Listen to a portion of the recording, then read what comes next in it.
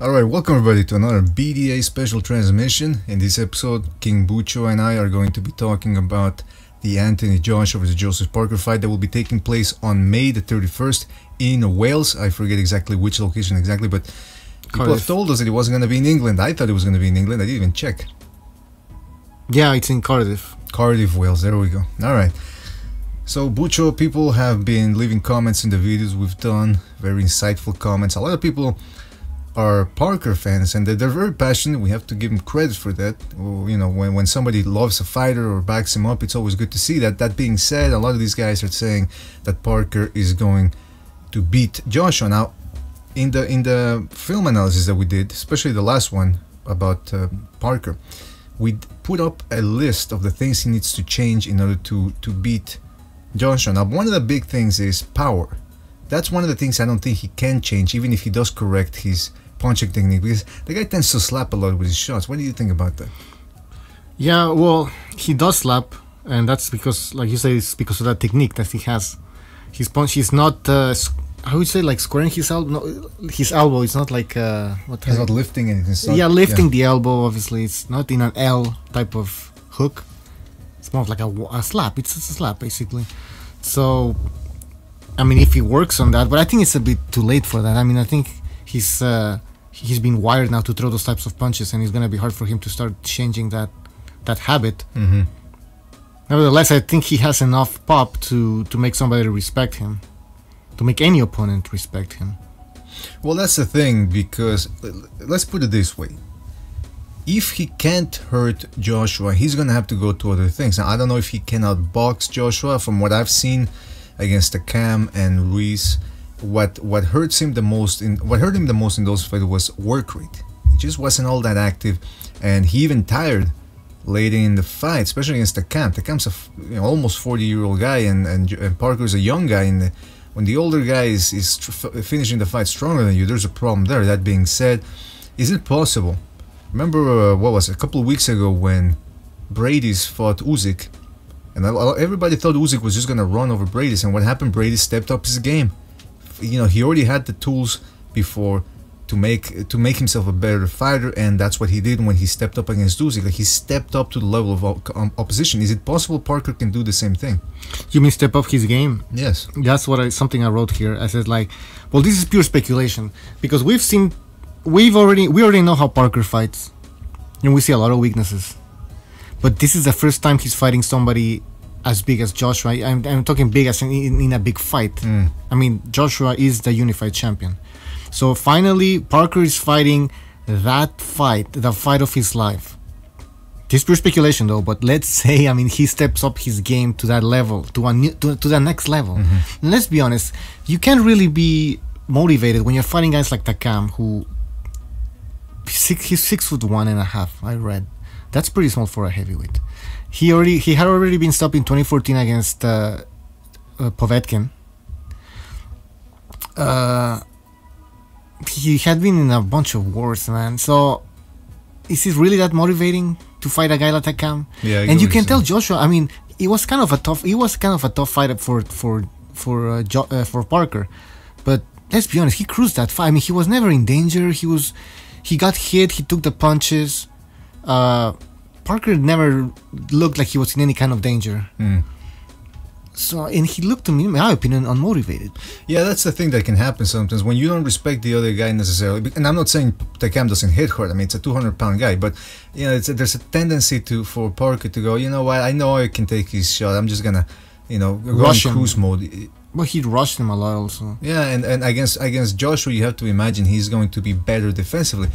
Now, that's what we had written in the film analysis at the end, that the things that Parker can adjust, his weaknesses, they're adjustable, they are reversible. In other words, stamina, he can reverse that. It's not like he's stuck with that. Like we said, punching technique, he can change that. Work rate, if he changes the stamina, he changes the work rate. So those are the three things he's going to have to improve to beat Joshua. Now, okay, stamina. Let's talk about stamina for both fighters. You mentioned that Parker got tired against Takam, right? And Ruiz. And Ruiz, okay. How many punches was Parker throwing in those fights? I mean, Not a lot, man. against Takam there was a lot of punches that were being thrown, or enough punches for a heavyweight. I mean, he does throw punches. Okay. Even against Fury, he threw a lot of punches for a heavyweight. He rushes. Is his rushing technique the best, man? I don't think so. Okay, but that's not the point. The point is he does throw punches, so he consequently got tired. So it's normal. You know, I think it's something. His stamina is not that bad. I'm more concerned about Joshua's stamina. Really? Yeah, this guy really gets tired. I mean, we saw him get tired against Dylan White.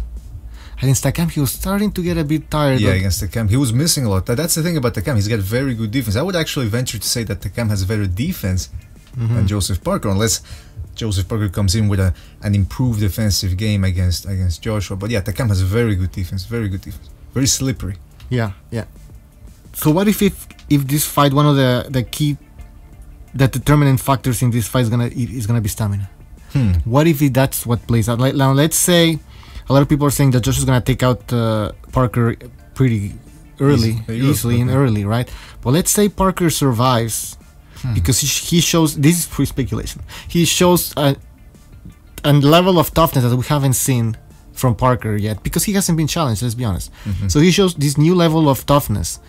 He manages to get past the middle rounds and then enters the late rounds, where when Joshua is the one that gets tired.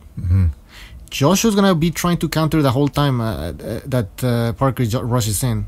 That might take a lot out of Joshua. Yes. So what I'm saying is Joshua might start getting tired, and that's when Parker, with his poor punching technique and bomb rushing, let's be honest, and slap, might start maybe taking an advantage. Notice that there's a lot of ifs. I know, that's for Parker to win. It's like, if he can improve his defense, if he can tighten up his shots, if Joshua gets started. I mean, look, the point at this juncture is that Joshua's just that much better than Parker. He's bigger, stronger, he's quick. I don't think he's as quick as Parker, but he's quick. He's got better technique, better punching power. Now, I do remember we didn't mention chin. We don't know exactly what's going on here, but you know, what's his name? Parker's promoter is saying that Joshua has a weak chin. What do you think about that? Yeah, I was gonna mention Joshua's chin. I've been hearing a lot about that Joshua has a weak chin, and that's why a lot of Wilder fans are saying that Wilder's gonna beat Joshua, just because, obviously, of Wilder's power and because Joshua does not have a chin. I don't know where they're getting that from. Listen, the only two times I've seen, Joshua got hurt by Dylan White. But he didn't go down, he recovered. It was a good shot. And then Joshua got knocked down by Klitschko.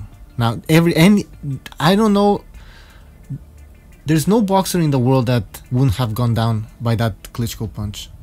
There's no fucking Wilder is in a coma after that punch, like Stu says always.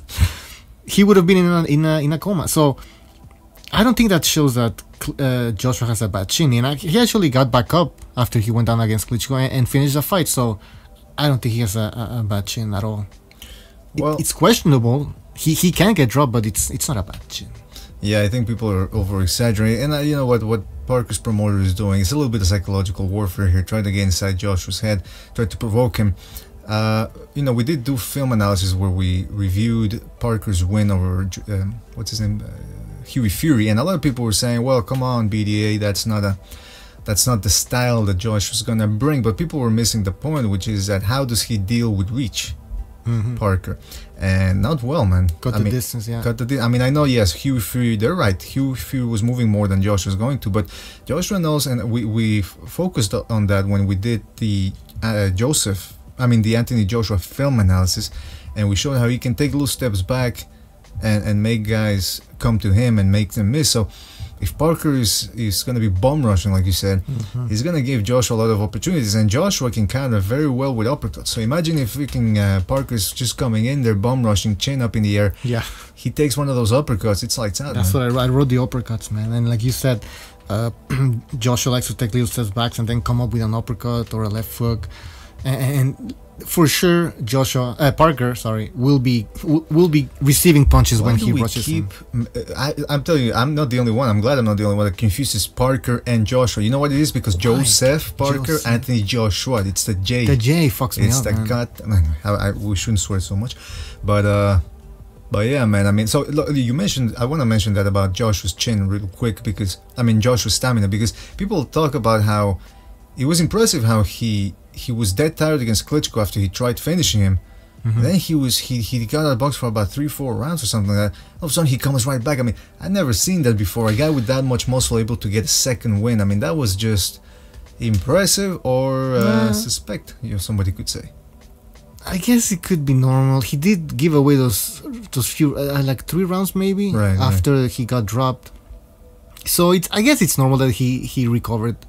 He got a second win after those. I mean, it was 3 rounds. Let's be honest. Yeah, that's enough. Now another interesting thing is that Joshua was able to go into survival mode against Klitschko.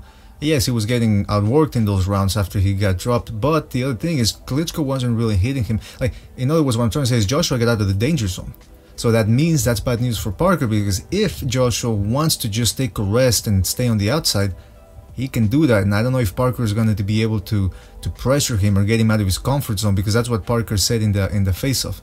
He said, I'm going to be chasing you, I'm going to be putting the pressure on you. And I'm thinking, is he going to be able to pull that off?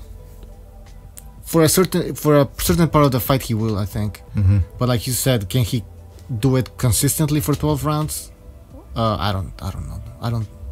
It's gonna depend on how much damage is Joseph Parker taking. His stamina, is he gonna hold up to fight that kind of fight of pressuring or putting the pressure on Joshua? We have to wait and see. I'm not sure. I don't know. I think he's tough, man. I don't know why. This is again pure speculation. I know you. I know you hate speculation and ifs. I don't actually, but anyway. Okay, but Parker, if he has enough stamina and toughness, he can cause problems for Joshua. There's a potential for him. There's an absolute potential. He just has to step it up, and he just has to, like we said, let's repeat the points. Improve the stamina, which then improves the work rate, improve his punching technique, maybe improve a little bit of his defense, because he does have good defense when he wants to use it. He's got that loosey-goosey rubber band upper body movement, so that's always good. That's always a plus. And Joshua is a big guy, standard, he just likes to block shots and counter right away. So if you're the more mobile fighter, the faster fighter, you can cause him some problems. So there is definitely the potential for Parker to win. It's not looking good though, and if you were to put a gun to my head, I would pick Joshua, who's a favorite. Yeah, me too. But Parker has the potential to do a lot of things, and of course down the line, both guys have to be motivated, knowing that there's another big fight down the line against Wilder, who has established himself after knocking out Ortiz, that he is a bona fide puncher and that he can go a couple of rounds and take a punch and do a lot of the things that people didn't think he could do. So there's that mega fight down the line for both guys. Yeah, you're right. And so we're gonna be. So should we make our predictions right away? Yes. All right. So I'm picking Anthony Joshua by late fight stoppage, so somewhere around the 8th, 9th round. I'm gonna go with Joshua by unanimous decision. So you think Parker makes it? I think he makes it. I think he's tougher than we think, and he's gonna be able to make it past 12 rounds. Well, there you go, guys. Now, that was another BDA film analysis. Jeez Louise, that was a transmission, special transmission. But anyway, guys, let's get down to business. Don't forget to subscribe to BDA. Don't forget to subscribe to BDA Live, where we hold a live podcast. Don't forget, we're gonna start a Facebook page. So we need moderators for that one, and we're going to start putting content on that one. We're also going to start a third channel called Second Renaissance, which is a non-boxing channel, and we are going to be transmitting live on Thursday. Which day is it? The 16th? Is it Thursday? Yeah. No, actually, it's the 15th. 15th. Yeah, Thursday the 15th. The description is going to be posted in the link is going to be in the description of this video. So make sure you click on the link and you subscribe to Second Renaissance. And don't worry, people, we're going to get our act together for that one. Not like today where we're confusing Parker and Joshua with each other and then getting the names wrong all the time. But yeah, it's going to be an unboxing show because we do enjoy talking with our panelists about non-boxing issues too. But then sometimes people say, come on, get on with the boxing, stop talking about what the other things. So okay, you know what, we're going to start a different show just for fun, see what happens. So don't forget to leave your comments in the video section, right, guys? Make your predictions. Make your predictions. We love predictions, so make your predictions. Tell us what we got right, tell us what we got wrong. This was King Bucho, Mr.BDA, and we wish you a good farewell. Take care, folks.